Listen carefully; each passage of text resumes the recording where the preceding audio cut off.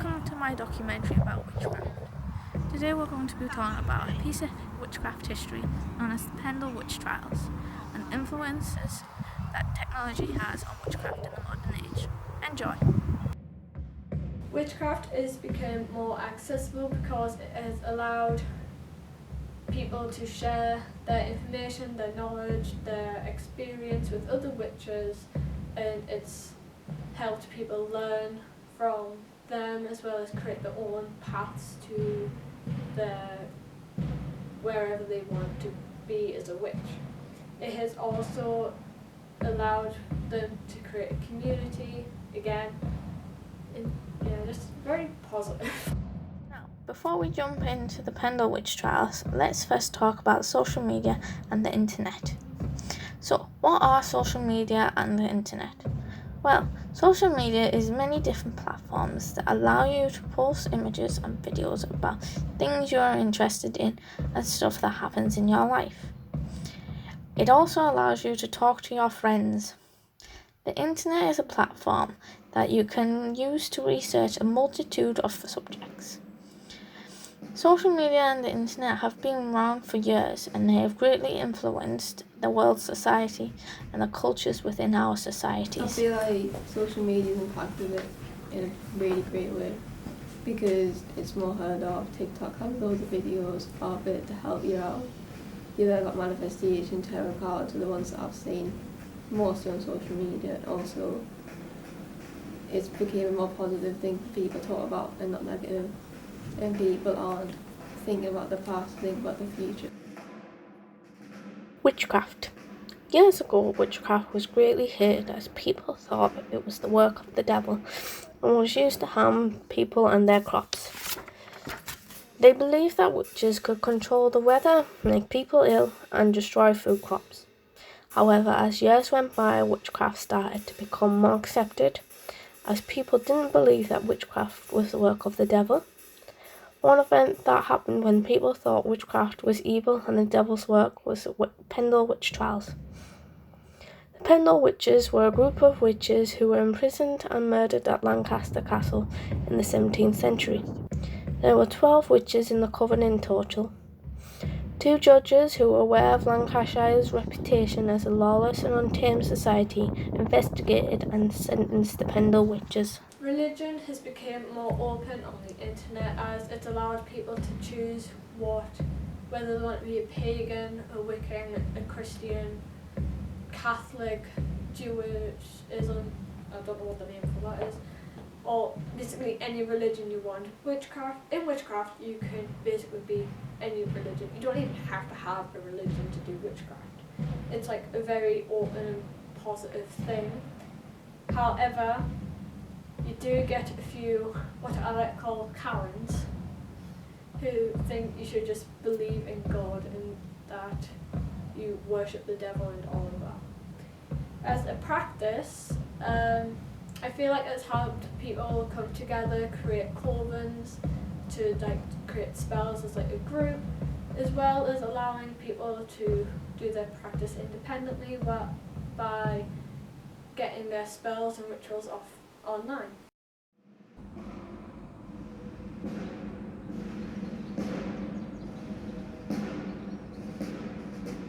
A fight between Alison Davis and a peddler by the name of John Law led to the start of the trials. Alison begged John for pins during this argument, but John refused to give them to her without receiving payment. Alison then cursed John, and later John suffered a stroke and blamed Alison for it.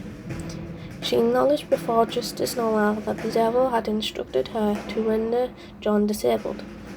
In this trial, many more variables were taken into account as Alison accused the Chattox family and Old Demdike of witchcraft. Between August 17th and August 19th, 1612, Lancaster served as the location for the trial. One of the witches didn't make it to trial, they died before they started. Jeanette Davis, who was 9 years old, provided a substantial amount of evidence for these trials, which was allowed under the King James system. I think social media and the internet have influenced witchcraft positively but also negatively. Positively because witches, especially new ones, can get the information they want on like a new subject. For instance, tarot cards. They can go through TikTok, the internet to get the research they need.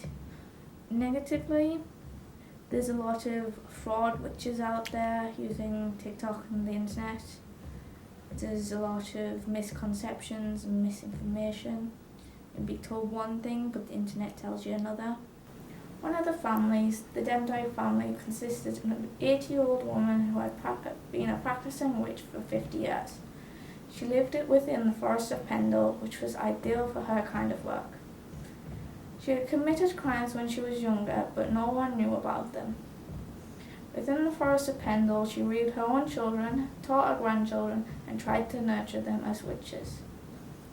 She was the devil's main agent, so no man felt safe or secure around her.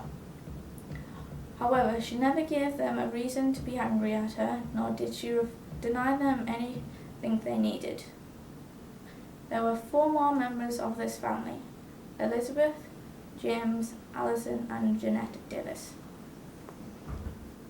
The other family were the Chattoxes, who also included an old woman who went by the name of Anne Whittle, but was commonly known as Old Chattox. Old Chattox and Old Demdike seemed to harbour resentments one another and consistently accused one another during the trials.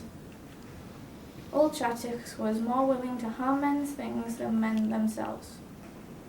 No man could see what her lips were doing as they chatted non-stop. She also lived within the forest of Pendle with a group of witches, a murderous group. In conclusion, it appears that a number of different elements played a role in the harshness of the witch trials. The 2 families may have been competing for the greatest reputation in the neighbourhood, or they may have been driven by the money that could be made pretending to have witchcraft powers in the 17th century. This backfires, making this the largest and most famous witch trials, and increasing the absurd accusation and widespread fear of witchcraft across the country.